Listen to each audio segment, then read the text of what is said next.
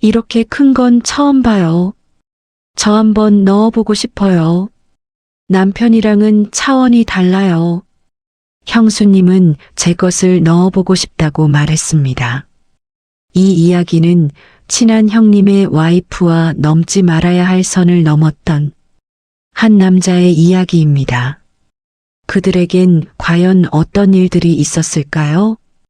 이야기 시작 전 무료로 할 수 있는 구독과 좋아요는 이야기를 만드는데 아주 큰 힘이 됩니다. 그럼 이야기 시작하겠습니다. 저는 한도윤, 47살입니다. 편의점을 운영하는 자영업자입니다. 그래도 사람이 많이 지나다니는 곳에 편의점이 있어서 나름 경제적으로 여유가 있습니다.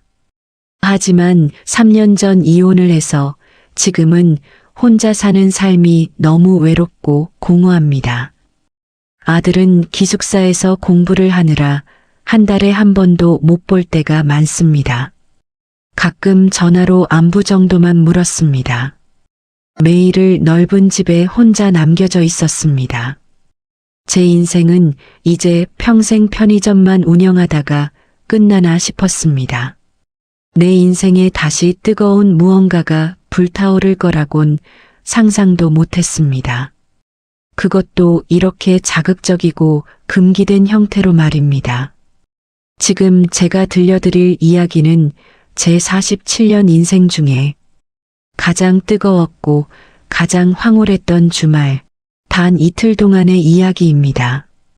이야기의 시작은 어느 평범한 수요일이었습니다. 편의점 마감을 하고 집으로 돌아와 거실 소파에 앉았습니다. 이혼을 해서 집에 저녁을 챙겨줄 와이프도 없었습니다. 배가 고파서 짜장면을 시켜 먹었습니다. 조용한 게 싫어서 텔레비전을 틀어놓았지만 눈에 하나도 들어오지 않았습니다. 그 순간 핸드폰 벨소리가 울렸습니다. 전화를 건 사람은 박승덕 대학 선배님이었습니다. 선배를 처음 만난 게 대학교에 들어가서 만났으니까 20년이 넘은 아주 친한 사이였습니다. 너무 반가워서 전화를 빨리 받았습니다. 여보세요? 도윤아 잘 지내지? 요즘 얼굴 보기가 힘들구나. 승덕이 형님의 목소리는 따뜻했습니다. 승덕이 형은 저보다 2살이 많고 올해 49살입니다. 중견기업에서 30년을 근무한 아주 성실하고 신뢰받는 사람이었습니다. 대학 시절에도 저를 잘 챙겨주던 아주 든든한 선배였습니다. 네 형님, 저는 잘 지내요. 형님은 요새 바쁘시죠? 응, 그래도 나름 잘 지내고 있어. 다행이네요. 형님, 근데 어쩐 일이세요? 응, 너 못 본 지 너무 오래되어서 오랜만에 얼굴이나 좀 보려고 전화했지. 네 형님, 너무 좋아요. 언제 뵐까요? 그래. 그럼 우리 이번 주 주말에 배낚시 가는 거 어때? 승덕이 형님은 안부 전화를 하시곤 오랜만에 얼굴도 볼 겸 배낚시를 가자고 하였습니다. 한때 저는 낚시에 빠져 살았을 만큼 매주 주말이면 낚시를 가곤 했는데 안 간 지가 너무 오래되어서 오랜만에 낚시를 가자는 말에 너무 신났습니다. 네 형님, 너무 좋죠. 당연히 가야죠. 저는 즉시 대답했습니다. 주말에는 편의점도 알바들이 근무를 하여서 매일 혼자 집에서 보내곤 했습니다. 그리고 저는 몇 시에 출발할지 물어봤습니다. 그럼 형님, 저희 몇 시에 출발해요? 토요일 아침 5시에 배가 출발이라서 새벽 4시에는 집에서 출발해야 돼. 아, 그럼 잠도 얼마 못 자고 가야겠는데요? 그래서 말인데 금요일에 편의점 마감하면 우리 집으로 와서 자고 같이 출발하는 건 어때? 승덕이 형님은 금요일에 본인 집에서 자고 같이 출발하자고 제안을 했습니다. 저도 생각해보니 그렇게 하는 것이 좋아 보였습니다.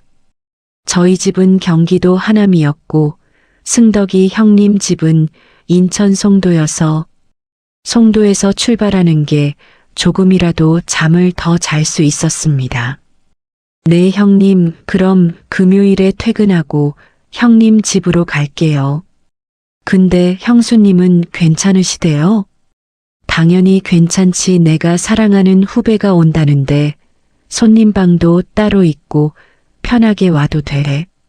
승덕이 형님의 목소리에는 망설임이 없었습니다. 금요일 저녁 7시까지는 와, 저녁도 같이 먹고 편하게 쉬다가 출발하자. 네, 알겠습니다, 형님. 아, 그리고 내가 그날 회사에 회의가 길어져서 늦을 수도 있으니까 비밀번호 알려줄게. 네. 형님, 형수님 안 계세요? 와이프도 그날 근무여서 늦게 올 수도 있으니까 손님방에서 편하게 쉬고 있으면 돼. 그리고 승덕이 형님은 비밀번호를 불러주셨습니다. 그렇게 전화를 마무리했습니다. 주말에 오랜만에 승덕이 형님이랑 낚시를 갈 생각해 기분이 좋아졌습니다. 전화를 끊자마자 저는 낚시짐을 챙기기 시작했습니다. 그리고 금요일만을 기다렸습니다. 하지만 그때는 몰랐습니다. 그 금요일이 제 인생을 완전히 바꿔버린다는 사실을 말입니다. 금요일 오후 5시에 저는 퇴근을 했습니다. 아르바이트생에게 인수인계를 끝내고 집으로 갔습니다. 미리 챙겨놓은 낚시짐을 챙기고 승덕이 형님 집으로 향했습니다. 이번 주에 편의점 손님이 많아서 너무 피곤했습니다. 송도로 가는 중에 승덕이 형님에게 문자가 왔습니다. 회의가 좀 늦을 것 같으시다고 저번에 알려준 비밀번호로 먼저 들어가 있으라고 하셨습니다. 알겠다고 답변을 남기고 저는 승덕이 형님 집에 도착했습니다. 승덕이 형님 집은 송도에서 손꼽히는 고급 아파트였습니다. 형수님도 사업을 하시는데 사업이 아주 잘 되신다고 들었습니다. 형님 집은 31층이었습니다. 지하 주차장에 주차를 했습니다. 엘리베이터를 타고 31층에 내렸습니다. 3102호 형님 집 앞에 멈췄습니다. 그리고 승덕이 형님이 알려준 비밀번호를 치고 집 안으로 들어갔습니다. 문이 열렸습니다. 아무도 없었지만 저는 습관적으로 인사를 하며 들어갔습니다. 실례합니다.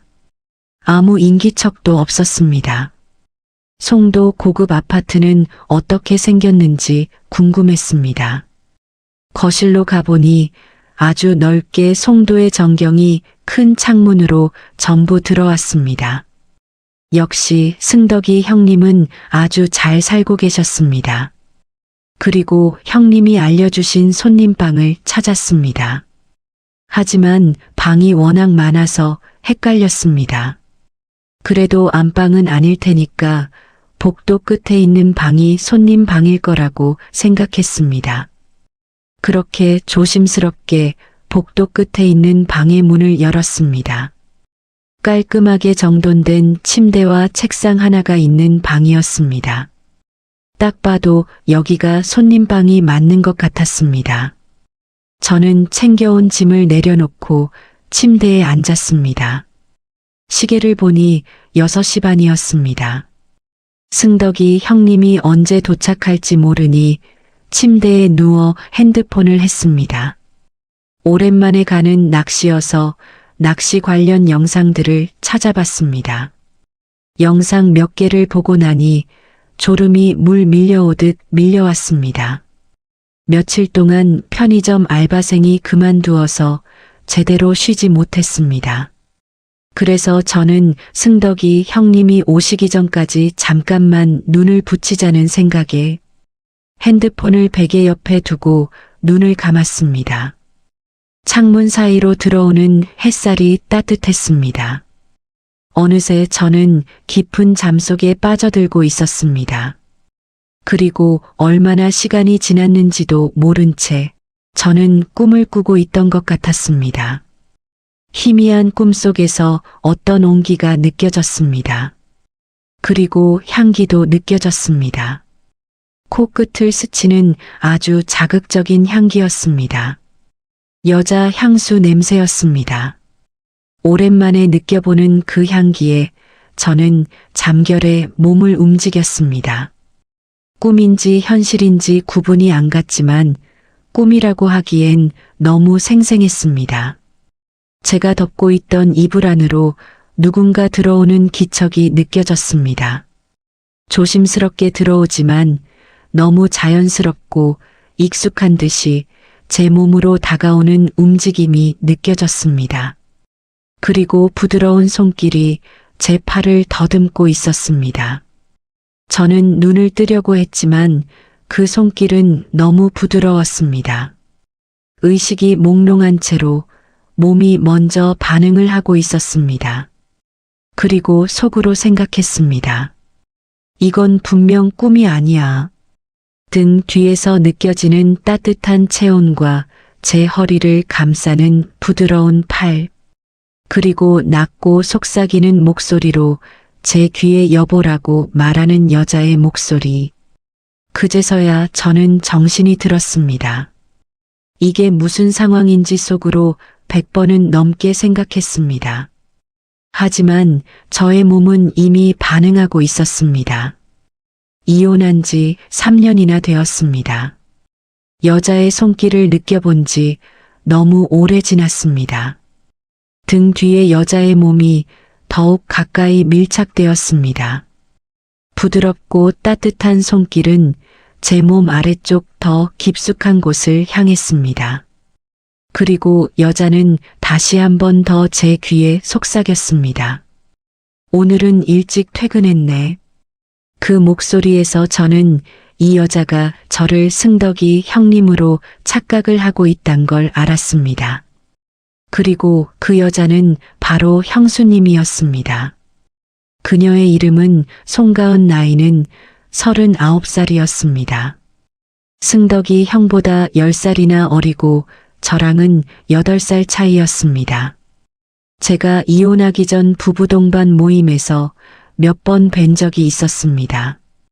출중한 미모와 젊은 나이로 승덕이 형님이 항상 자랑스러워 하셨습니다. 그런데 지금 그런 형수님이 제 등 뒤에 붙어서 제 몸 이곳 저곳을 만지고 있었습니다. 저는 속으로 당장 말을 해야 한다고 생각했지만 목소리가 나오지 않았습니다. 형수님의 손길은 더욱 더 깊숙이 들어왔습니다. 제 몸의 반응을 확인하며 천천히 깊숙이 들어왔습니다. 그러다가 그녀는 갑자기 화들짝 놀라면서 손길을 멈추었습니다. 아니, 이건 너무 크잖아. 가은 씨는 반응한 제 몸을 보고 단번에 알아차렸습니다. 이건 15년간 함께 살았던 승덕이 형님의 몸이 아니었던 걸 눈치챘습니다. 손끝의 감촉도 다르고 크기도 다르고 몸의 반응도 모든 게 낯선 것이었습니다. 바로 그 순간 형수님이 일어났습니다.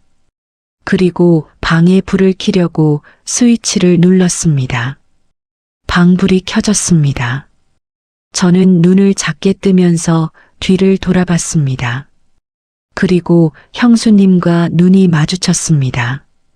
형수님은 저의 눈을 보더니 놀라시며 제 이름을 불렀습니다. 아니, 도윤 씨가 왜 여기에? 형수님의 얼굴은 새빨개졌습니다. 저는 급히 일어나서 앉았습니다. 아, 형수님, 그게 아니라. 제가 말끝을 흐렸습니다. 그리고 형수님은 자신이 입고 있었던 옷차림을 확인했습니다. 집에서 편하게 입는 실크 재질의 잠옷이었습니다. 형수님의 얼굴은 더욱 빨개졌습니다. 왜 도윤 씨가 여기 있는 거예요? 형수님의 목소리가 떨렸습니다. 저는 침착하게 상황을 설명했습니다. 승덕이 형이 주말에 낚시를 가자고 했는데 금요일에 미리 와서 같이 출발하자고 해서요. 그럼 어떻게 들어오신 거예요? 아, 형님이 회의 때문에 늦으신다고 비밀번호를 알려주셨어요. 아, 그럼 남편이 말을 안 해줬구나. 형수님은 작게 중얼거렸습니다. 승덕이 형은 아마 형수님에게 미리 이야기를 안 하신 듯 보였습니다.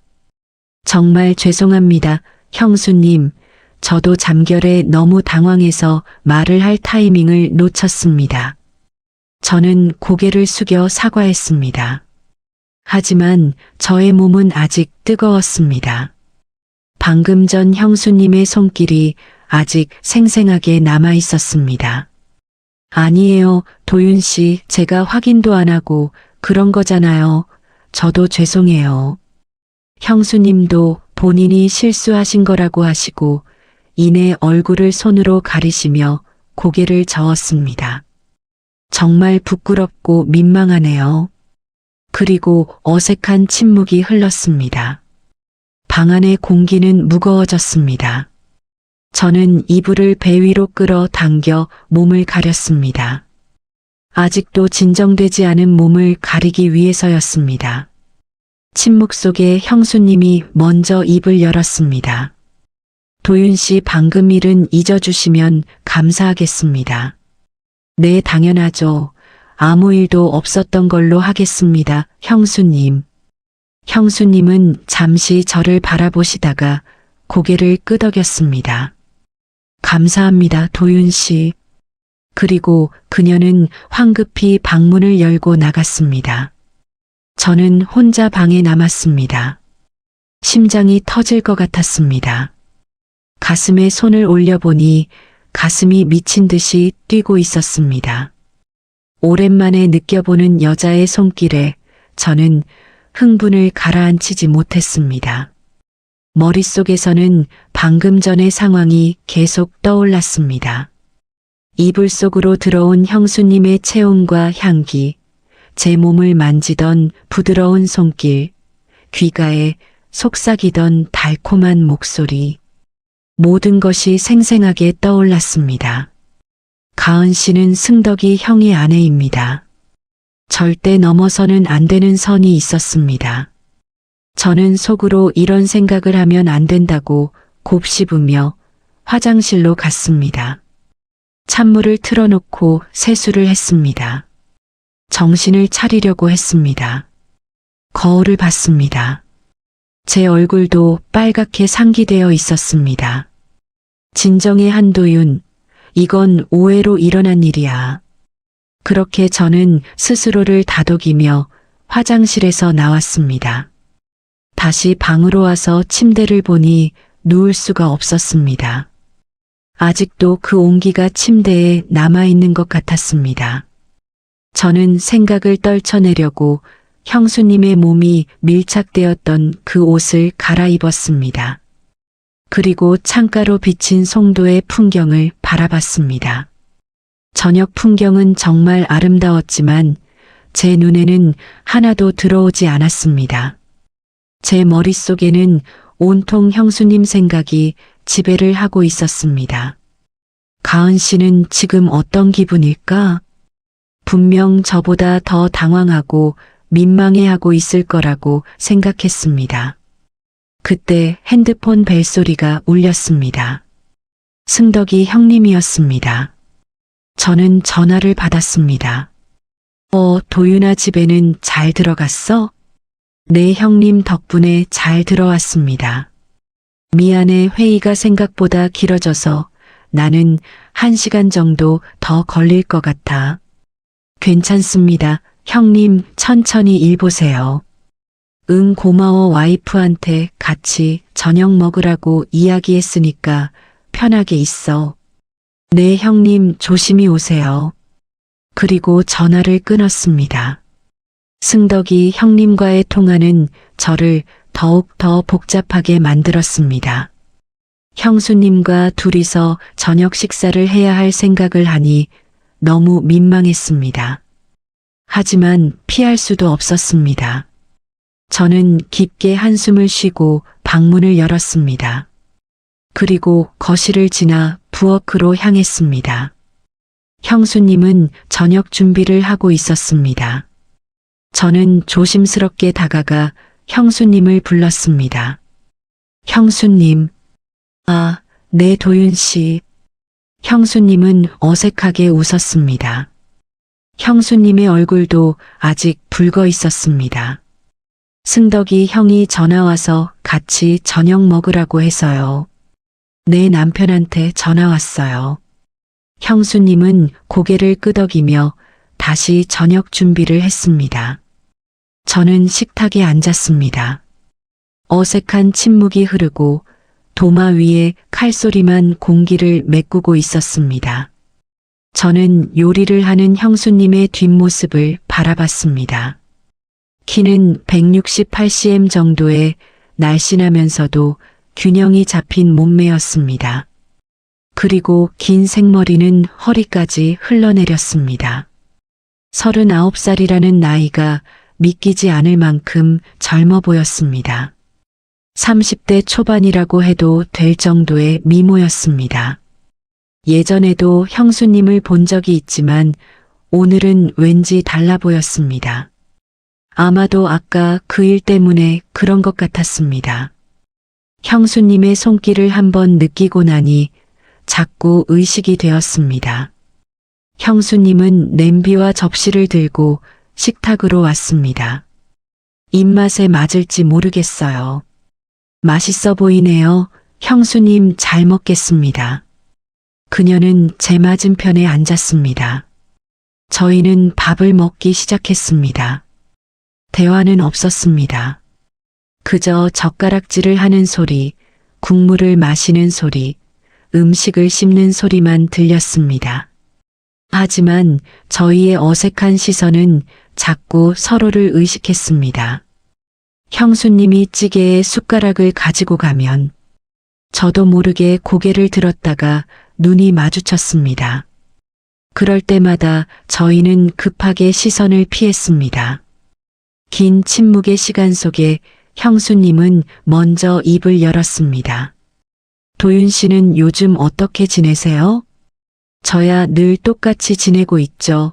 편의점 일이 매일 똑같아요. 외롭지는 않으세요? 그 질문에 저는 숟가락을 멈췄습니다. 형수님은 진심이 가득한 눈으로 저를 바라봤습니다. 그 눈빛에 저는 솔직하게 대답했습니다. 많이 외롭죠. 이혼하고 처음엔 자유로워서 좋았어요. 하지만 지금은 너무 외롭네요. 제 대답을 듣고 형수님의 눈빛은 더욱 깊어졌습니다. 그리고 제게 이야기하였습니다. 정말 많이 외로우시겠어요, 도윤 씨. 그 말을 듣고 저는 형수님을 쳐다보았습니다.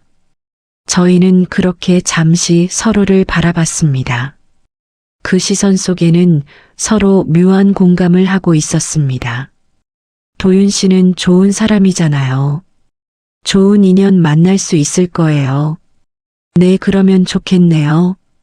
형수님은 승덕이 형님이랑 행복하시죠? 제 질문에 형수님은 미소를 지었습니다. 하지만 그 미소엔 왠지 쓸쓸함이 담겨 있었습니다. 네, 행복하죠. 형수님은 고개를 끄덕였습니다. 승덕 씨는 좋은 사람이에요.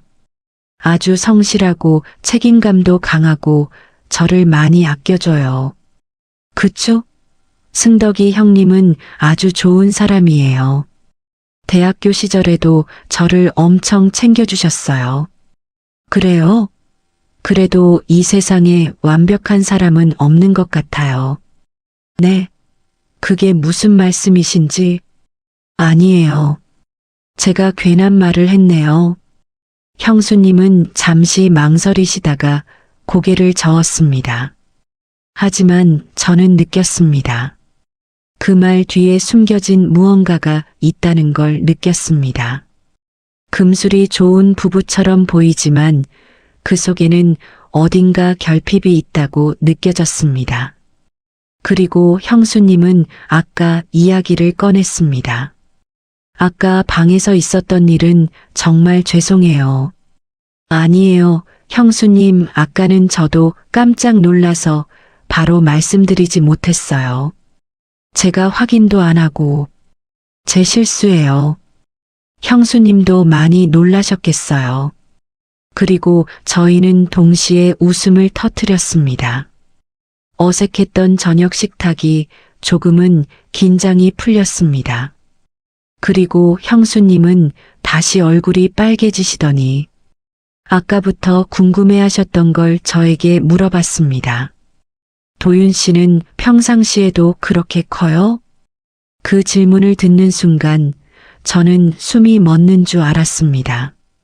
어머, 너무 죄송해요, 도윤 씨. 저는 너무 궁금해서. 아니, 나 미쳤나 봐. 형수님은 당황해서 손으로 얼굴을 감쌌습니다. 저는 얼굴이 뜨거워졌습니다. 뭐라고 대답을 해야 할지 몰랐습니다. 그 순간 현관문에 비밀번호 치는 소리가 들렸습니다. 승덕이 형이 집에 도착했습니다. 저희는 화들짝 놀라며 자리에서 일어났습니다. 당신 왔어요? 형수님이 재빨리 주방으로 가며 말했습니다. 목소리가 떨렸습니다. 저는 당황한 형수님을 보호해 주려 현관으로 나가 승덕이 형님을 마주했습니다. 형님 오셨어요? 이게 얼마만이에요? 승덕이 형은 넥타이를 풀며 들어왔습니다. 그래, 너무 반갑다, 도윤아. 오래 기다렸지? 회의가 너무 길어져서 말이야. 괜찮아요, 형님. 형수님이 맛있는 저녁도 차려주셨어요. 그래, 우리 와이프 요리 잘하지? 승덕이 형은 환하게 웃으며 주방으로 들어왔습니다. 여보, 나왔어. 고생했어요. 식사 바로 차려드릴까요? 응, 잠깐만. 나 먼저 씻고 올게. 네, 씻고 오시면 밥이랑 국이랑 같이 올릴게요. 그리고 승덕이 형은 방으로 들어갔습니다. 저는 승덕이 형의 얼굴을 똑바로 쳐다볼 수가 없었습니다. 아까 그 일이 자꾸 떠올랐습니다. 제가 사랑하는 형님의 아내와 한 침대에서 있었던 일이 자꾸 떠올랐습니다. 아니야, 아무 일도 없었던 거야. 잊어야 해. 저는 속으로 스스로를 다독였습니다. 형님이 씻으러 가고 저는 다시 형수님과 식탁에 마주 앉았습니다. 하지만 이제 대화는 멈췄습니다. 각자 남은 밥을 먹으며 젓가락질만 하고 있었습니다. 10분쯤 지나고 승덕이 형은 편한 옷으로 갈아입고 나왔습니다. 형님은 식탁에 앉으며 밥을 한 숟갈 떴습니다. 역시 우리 와이프 요리가 이 세상에서 제일 맛있어. 형님의 목소리에는 행복이 묻어났습니다. 그리고 형님은 내일 출발할 낚시 이야기를 했습니다. 도윤아, 내일 새벽 출발이니까 얼른 밥 먹고 일찍 자자. 네, 형님, 알겠어요. 낚시 준비는 다 했어? 네, 채비는 제가 다 가져왔어요. 부족한 건 내일 현장 가서 사면 되죠. 응, 내일 가면 다 있을 거야. 형님은 아주 신나게 낚시 이야기를 하였습니다. 저는 적당히 맞장구를 쳤지만 형님과의 이야기가 집중되지 않았습니다. 자꾸 형수님 쪽으로 시선이 쏠렸습니다. 형수님도 마찬가지였습니다. 그녀는 저희 대화를 듣는 척을 하면서 계속 저를 쳐다봤습니다. 형수님과 눈이 마주칠 때마다 심장이 미칠 듯이 뛰었습니다. 승덕이 형은 그런 형수님을 보고 한마디 했습니다. 당신 오늘 왜 이렇게 얼굴이 빨개? 형수님은 당황하면서 대답했습니다. 아, 주방이 너무 더워서 그래요. 감기 걸린 거 아니야? 아니에요, 괜찮아요. 형수님은 손을 저으며 부정했습니다. 하지만 얼굴은 더욱 빨개졌습니다. 저녁 식사는 그렇게 마무리되었습니다. 도윤아, 내일 집에서 새벽 4시에 출발할 거니까 알람 맞춰놔. 네, 형, 그렇게 할게요. 그래, 그럼 푹 쉬어. 네, 형님도 푹 쉬세요. 그리고 저는 아까 들어왔던 손님방으로 들어왔습니다. 침대를 다시 보니까 아까 그 일이 또 생각났습니다. 저는 고개를 저으며 침대에 앉았습니다. 핸드폰을 꺼내서 알람을 맞췄습니다. 그리고 간단하게 양치를 하고 침대에 누웠습니다. 천장을 보며 눈을 감았습니다. 하지만 잠이 오지 않았습니다. 복도 너머서의 거실에서는 형님 부부의 목소리가 희미하게 들렸습니다. 오늘은 일찍 주무세요. 내일 일찍 일어나야 하잖아요. 응, 그래야지. 도윤이 얼굴 오랜만에 보니까 기분이 너무 좋네. 평범한 부부의 대화였습니다. 저는 이불을 얼굴 끝까지 올렸습니다. 그리고 속으로 생각했습니다. 나는 지금 뭘 생각하고 있는 거야? 제가 제일 좋아하는 승덕이 형의 아내를 떠올리고 있는 제 자신이 너무 한심했습니다. 하지만 제 몸은 정직했습니다. 머리로는 안 된다는 걸 알면서도 제 몸은 반응하고 있었습니다. 아직도 그 감촉이 생생하게 남아 있었습니다. 내일 낚시를 다녀오면 다 잊을 수 있을 거야. 저는 스스로 다짐했습니다. 하지만 제 마음 깊은 곳에는 이미 선을 넘어버렸다는 걸 알고 있었습니다. 비록 제가 의도했던 건 아니지만 그 순간의 감촉은 저를 이미 변화시켰습니다. 그날 밤 저는 눈을 감아도 계속 뒤척였습니다. 잠이 오지 않아 시계를 보니 자정이 넘었습니다. 방 밖은 고요했습니다. 저는 목이 말라서 물이라도 마시러 부엌으로 향했습니다.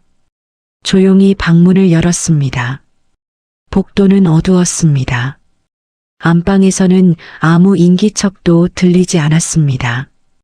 형님네 부부는 이미 잠든 것 같았습니다. 저는 혹시라도 발소리가 날까 아주 조심히 걸었습니다. 부엌에 도착하여 컵을 꺼내 정수기에 컵을 가져갔습니다. 그 순간 정수기 소리가 울렸습니다. 조용했던 집안의 정수기 소리는 너무 크게 들렸습니다. 그리고 안방에서 누군가가 나왔습니다. 어둠 속의 실루엣이 승덕이 형님인지 형수님인지 구분이 안 갔습니다. 형님이세요? 저는 깜짝 놀라서 물어봤습니다. 저예요, 도윤 씨. 아, 형수님이셨군요. 정수기 소리 때문에 깨신 거예요? 아니에요. 잠이 안 와서 물이라도 마시러 나왔어요. 그리고 저는 마시고 있던 물을 형수님에게 건넸습니다. 감사해요. 도윤 씨, 잠깐 앉으실래요? 저는 잠시 망설였지만 거절할 이유는 없었습니다. 네, 그러시죠. 저희는 거실로 나가서 거실 소파 나란히 앉았습니다. 오늘 일이 너무 죄송해서 잠이 안 오네요. 도윤 씨, 정말 미안해요. 저도 계속 그 생각에 잠이 안 오네요, 형수님. 저는 솔직하게 대답했습니다. 그 순간 침묵이 흘렀습니다. 불편한 침묵은 아니었습니다. 왠지 모를 설레는 침묵이었습니다. 그리고 침묵 속에서 형수님은 제게 조심히 물었습니다. 도윤 씨, 솔직하게 여쭤봐도 될까요? 네, 형수님, 어떤 걸요? 도윤 씨는 저를 어떻게 생각하세요? 그 질문에 저는 심장이 멎을 뻔했습니다. 어떻게 대답해야 할지 속으로 100번도 넘게 생각했습니다. 그리고 저는 솔직히 대답했습니다. 너무 예쁘다고 생각했어요. 예전부터 형수님은 아름답다고 생각했습니다. 그럼 지금은요? 지금은 더 아름다운 것 같아요. 제 목소리가 떨렸습니다. 아까 그 일이 있고 나서 자꾸 형수님 생각이 나요. 그러면 안 된다는 걸 알면서도 형수님 생각을 멈출 수가 없어요. 제가 이야기하자 형수님은 천천히 고개를 돌려 저를 바라봤습니다. 자정이 넘은 달빛이 창문에 비쳐 그녀의 눈동자를 촉촉하게 적셨습니다. 그리고 그녀는 저를 바라보면서 속삭였습니다. 저도 도윤 씨가 자꾸 생각나요. 저는 너무 머리가 아팠습니다. 어쩌면 그 말이 듣고 싶었는지도 모르겠습니다. 형수님은 말을 이어갔습니다. 15년간 승덕 씨와 살면서 행복했어요. 하지만 어느 순간부터 뭔가 부족하다는 느낌을 받았어요. 어떤 게 부족하다는 말씀이세요? 제가 물었습니다. 몸에 대화요.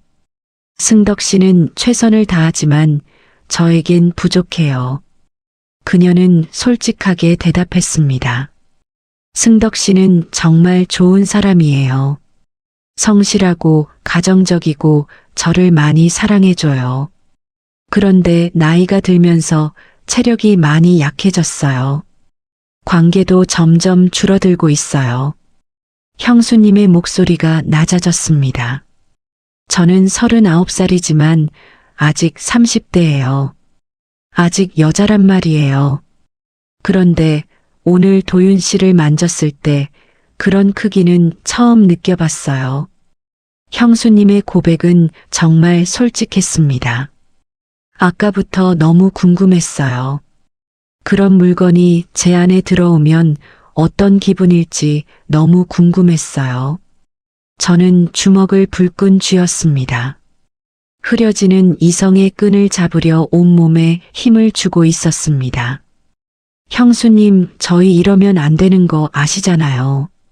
네, 이게 얼마나 위험한 생각인지 저도 잘 알아요. 승덕이 형은 제가 제일 존경하는 선배님이고 제일 친한 형님이에요. 네, 저도 남편을 진심으로 사랑해요. 하지만 이건 다른 문제예요. 저희는 서로를 바라봤습니다. 저희의 눈빛에는 똑같은 갈망이 있었습니다. 형수님은 천천히 제게 손을 뻗었습니다. 그리고 제 손을 잡았습니다. 그녀의 손은 따뜻했고 부드러웠습니다.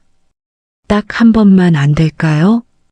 그녀가 떨리는 목소리로 말했습니다. 정말 딱 한 번만 눈 감고 궁금증을 풀면 안 될까요? 형수님, 이건 정말 아닌 것 같아요. 저는 이성의 끈을 놓지 않으며 대답했습니다. 하지만 형수님은 끈질겼습니다. 승덕 씨도 어차피 새벽에 낚시하러 나가고 저희 둘만 지금 당장 몰래 평생 비밀로 간직하면 되잖아요. 저는 이성과 본능 사이에서 갈등했습니다. 머리로는 안 된다는 걸 알고 있었지만 그 말을 듣는 순간 제 몸은 이미 반응을 하고 있었습니다. 저도 궁금해요, 형수님. 저는 결국 이성의 끈을 놓아버리고 고백했습니다. 형수님이 어떤 느낌일지 저도 계속 상상했어요. 그녀는 제 손을 더 세게 잡았습니다.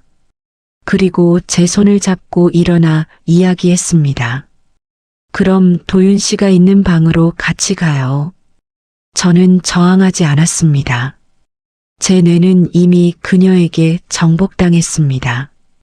저희는 천천히 복도를 지나 제가 있던 방으로 향했습니다. 안방 앞을 지나갈 땐 발소리와 숨소리를 죽이고 아주 천천히 지나갔습니다. 그리고 방에 도착해 문을 잠갔습니다. 어둠 속에서 저희는 서로를 바라봤습니다. 형수님은 제 가슴에 손을 올렸습니다. 저희 둘 다 미칠 듯이 심장이 뛰기 시작했습니다. 그 떨림이 두려움 때문인지 설렘 때문인지는 알지 못했습니다. 하지만 싫지 않은 떨림이었습니다. 저는 형수님을 꼭 안았습니다. 그녀도 제 목을 팔로 감쌌습니다. 형수님과 밀착되어 있었던 저는 그대로 그녀의 입술에 입을 맞췄습니다. 그녀는 너무 능숙하게 저의 키스를 받아줬습니다. 마치 이 순간만을 기다려왔던 사람처럼 그녀는 헤엄쳤습니다. 저도 이혼 후 처음으로 느껴본 여자의 입술이 너무 달콤했습니다. 입맞춤은 더욱 깊어졌고 저희의 손은 서로의 몸을 탐색하기 시작했습니다. 자연스럽게 입술을 맞추며 침대에 누웠습니다. 침대에 눕고 그녀는 자연스럽게 입고 있던 잠옷을 벗었습니다. 어둠 속에서도 느껴지는 그녀의 실루엣은 39살이라는 나이에 맞게 아주 관리가 잘 되었고 아름다웠습니다. 가은 씨 정말 아름다우신데요? 부끄러워요, 도윤 씨. 그녀는 입은 부끄럽다고 말을 했지만 행동은 전혀 그러지 않았습니다. 오히려 더 가까이 제게 다가왔습니다.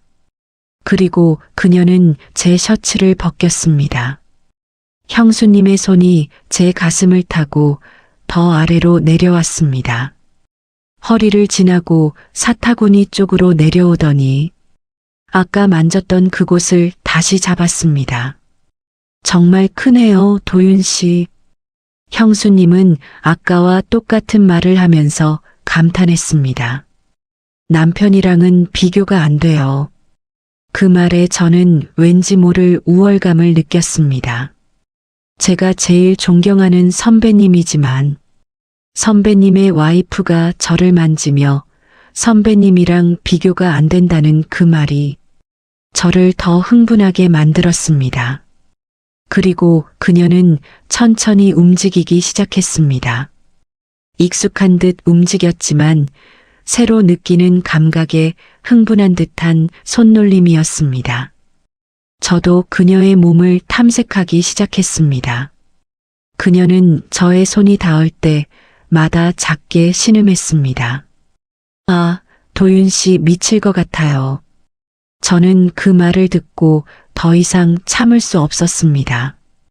형수님을 아래에 눕히고 천천히 그녀의 다리 사이로 자리를 잡았습니다. 그녀는 저를 받아들일 준비를 했습니다. 그리고 저는 천천히 움직였습니다. 처음 저희가 닿는 순간 우리는 둘 다 숨을 멈췄습니다. 아주 뜨겁고 좁고 부드러운 감촉이 느껴졌습니다. 그녀는 제가 리듬을 탈 때마다 계속 신음했습니다. 괜찮아요, 가은 씨? 네, 좋아요. 이런 느낌 처음이에요. 그녀는 제 등을 움켜쥐며 몸을 떨었습니다. 형수님의 목소리에는 놀라움과 쾌락이 섞여 있었습니다. 그리고 그녀는 제 위로 올라왔습니다. 3년 만에 느껴보는 이 느낌은 말로 표현할 수 없었습니다. 15년간 남편에게서 느껴보지 못한 이 새로운 감각은 그녀를 더욱 과감하게 만들었습니다. 형수님 좋아요? 네, 너무 좋아요. 몸이 마음대로 움직여요. 침대는 아주 심하게 삐걱거렸습니다. 그녀의 신음도 점점 커졌습니다. 저는 입술로 그녀의 입을 막았습니다. 그리고 저희는 마침내 절정에 도달했습니다. 그 순간 시간이 멈춘 것 같았습니다. 저희는 그렇게 한참을 서로 껴안았습니다. 뜨거워진 공기는 방 안을 채웠습니다. 가은 씨는 제 가슴에 얼굴을 묻고 떨리는 몸을 진정시켰습니다. 그리고 제게 이야기했습니다. 정말 믿기지가 않아요. 이런 기분 처음 느껴봤어요. 저도요, 형수님. 정말 황홀했어요. 저는 그녀를 굴복시켰다는 마음에 흥분이 가시질 않았습니다. 이런 쾌감을 줬다는 사실이 뿌듯했습니다. 도윤 씨, 더 한 번 더 느껴보고 싶어요. 네, 한 번 더요? 네, 어차피 선을 넘었으니까 오늘만큼은 제 마음 가는 대로 하고 싶어요. 저는 대답 대신 그녀에게 다시 입맞춤을 했습니다. 그날 밤 저희는 누구도 말릴 수 없는 사람들이 되었습니다. 한 번으로는 채우지 못하는 갈증처럼 저희는 서로의 갈증을 해소시켜줬습니다. 그리고 점점 낚시에 갈 시간이 다가왔습니다. 1시간 후면 승덕이 형님이 일어날 시간이 왔습니다. 형수님, 이제 그만 안방으로 돌아가셔야 할 것 같아요. 네, 벌써 시간이 이렇게 됐네요. 그녀는 아쉬운 듯 제 품에서 빠져나갔습니다. 저희는 다시 옷을 입었습니다. 도윤 씨, 문 앞에서 형수님이 저를 불렀습니다. 오늘은 제 인생에서 가장 황홀한 순간이었어요. 하지만 이건 처음이자 마지막이에요. 알겠죠? 네, 알고 있습니다, 형수님. 저는 고개를 끄덕였습니다. 그리고 그녀는 조심스럽게 문을 열고 복도를 확인했습니다. 안방에서는 승덕이 형님의 코 고는 소리가 들렸습니다. 저 갈게요, 도윤 씨. 네, 형수님, 조심히 들어가세요. 그녀는 마지막 인사를 한 채 조용히 복도를 지나 안방으로 갔습니다. 저는 제 방의 문을 닫고 다시 침대에 주저앉았습니다. 방금 지나간 몇 시간이 정말 꿈만 같았습니다. 내가 지금 무슨 짓을 한 거지? 죄책감이 몰려왔습니다. 승덕이 형님을 배신했다는 마음이 저를 불편하게 했습니다. 하지만 짜릿함도 함께 남았습니다. 그 짜릿했던 순간을 잊을 수가 없었습니다. 그리고 얼마 지나지 않아 알람이 울렸습니다. 잠도 자지 못했습니다. 그런데 기력을 충전해서 그런지 하나도 피곤하지 않았습니다. 저는 화장실로 갔습니다. 출발하기 전 샤워를 했습니다. 찬물로 샤워를 하며 몸을 진정시켰습니다. 샤워를 마친 후 옷을 갈아입고 짐을 챙기고 거실로 나갔습니다. 승덕이 형님이 거실 소파에 앉아 있었습니다. 도윤아, 잘 잤어? 네, 형님, 아주 잘 잤습니다. 거짓말이었습니다. 한숨도 자지 못했습니다. 하지만 솔직하게 말할 수가 없었습니다. 커피 한 잔 마시고 출발할까? 네, 형님, 그러시죠. 저는 소파에 앉아 커피를 내리는 승덕이 형의 뒷모습을 바라봤습니다. 대학생 시절부터 저를 챙겨주던 든든한 선배의 뒷모습을 바라보니 다시 한번 배신감이 밀려왔습니다. 승덕이 형은 커피를 건네며 다시 소파로 왔습니다. 오랜만에 둘이 낚시를 가니까 기대되네.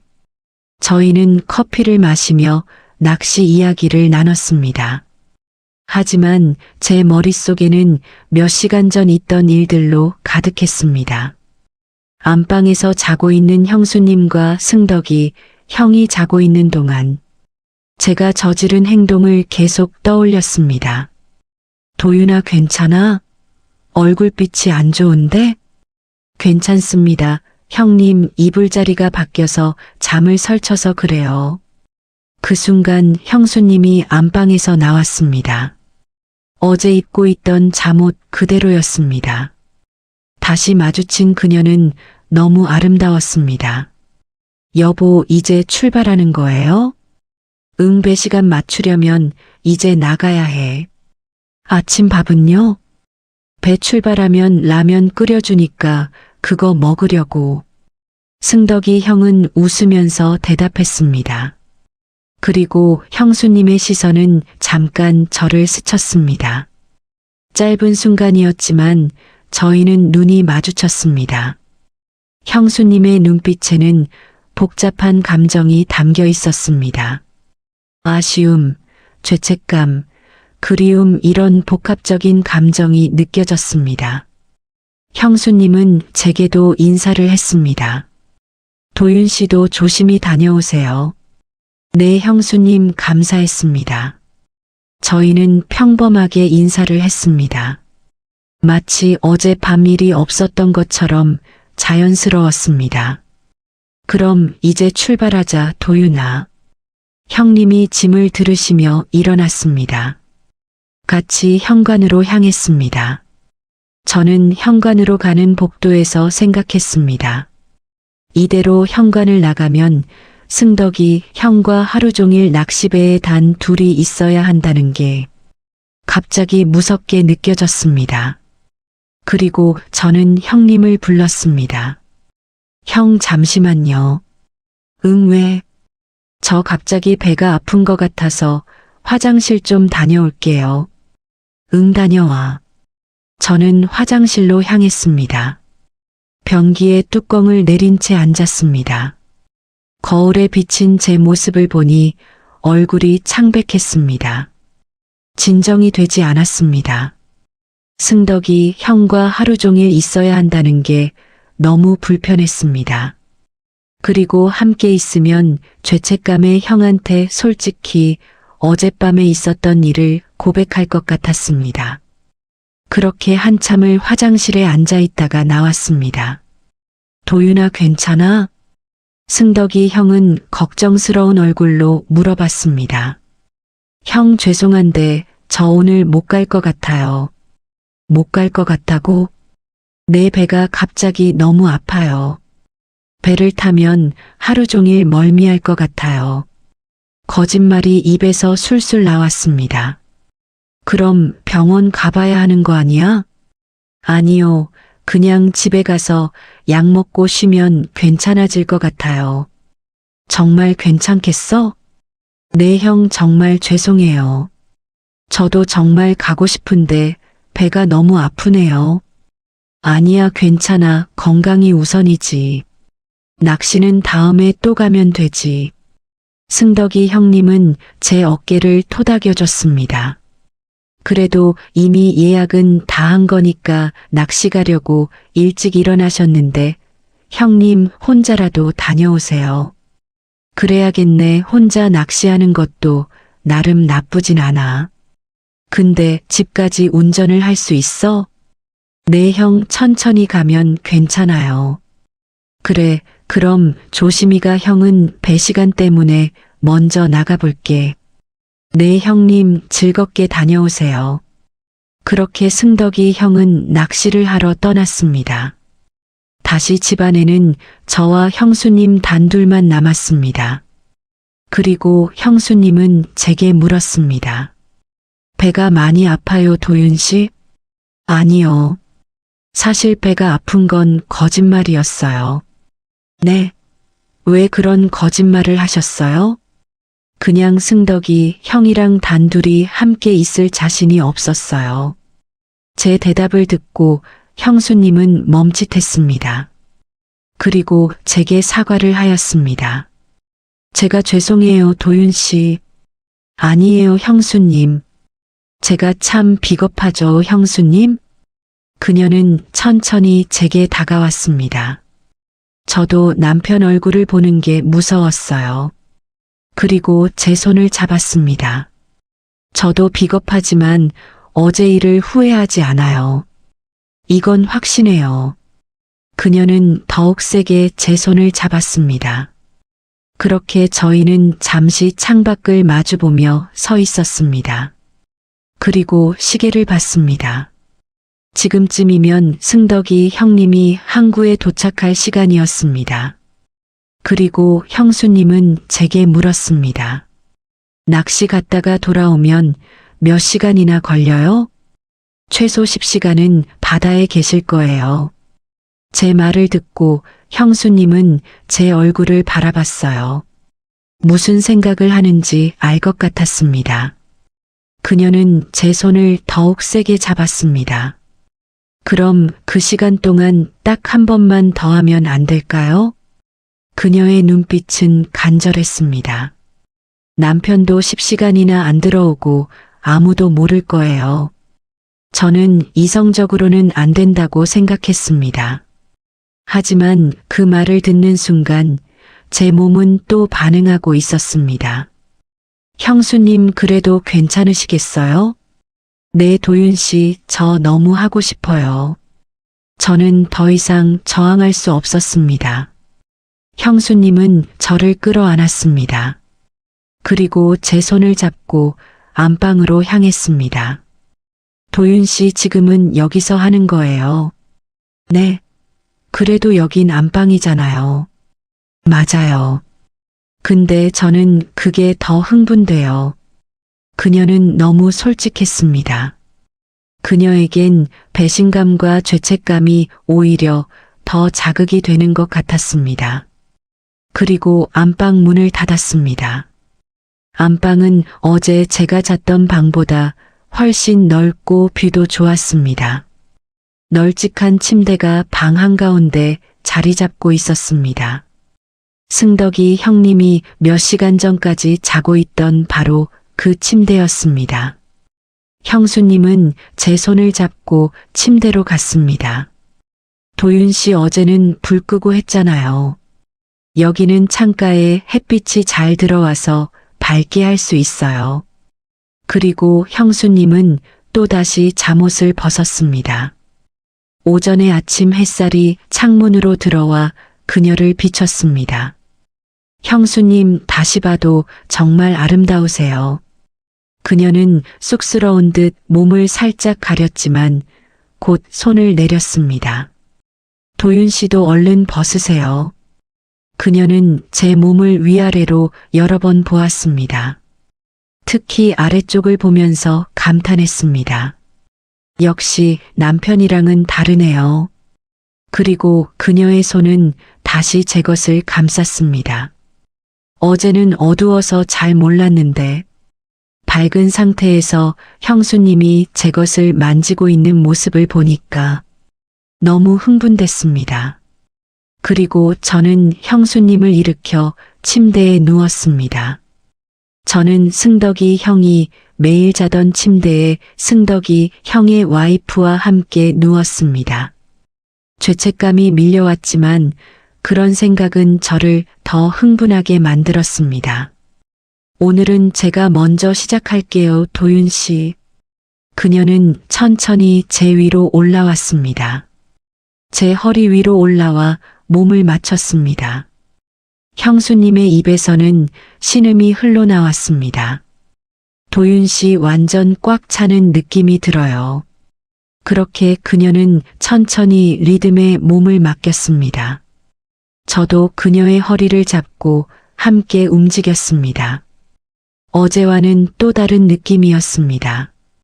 더 진득했고 더 농밀했습니다. 도윤 씨 너무 좋아요. 이제 더는 못 참겠어요. 그렇게 저희는 또 절정에 도달했습니다. 저희는 그렇게 서로를 껴안았습니다. 한참을 그렇게 껴안고 있었습니다. 저 또 가버렸어요. 형수님은 작게 속삭였습니다. 남편이랑 15년간 살면서 이렇게 가본 적이 없는데 도윤 씨랑은 모두 다 갔어요. 쑥스럽네요, 형수님. 그래도 제가 여자라는 걸 다시 느끼게 해줘서 고마워요, 도윤 씨. 저희는 일어나서 샤워를 했습니다. 그리고 아무 일도 없었던 것처럼 간단하게 아침 식사를 했습니다. 밥을 먹으면서 대화를 나눴습니다. 도윤 씨 갈증이 있던 제 삶에 나타나줘서 고마워요. 15년간 채워지지 않는 갈증을 도윤 씨가 채워줬어요. 그녀의 목소리에는 슬픔이 묻어났습니다.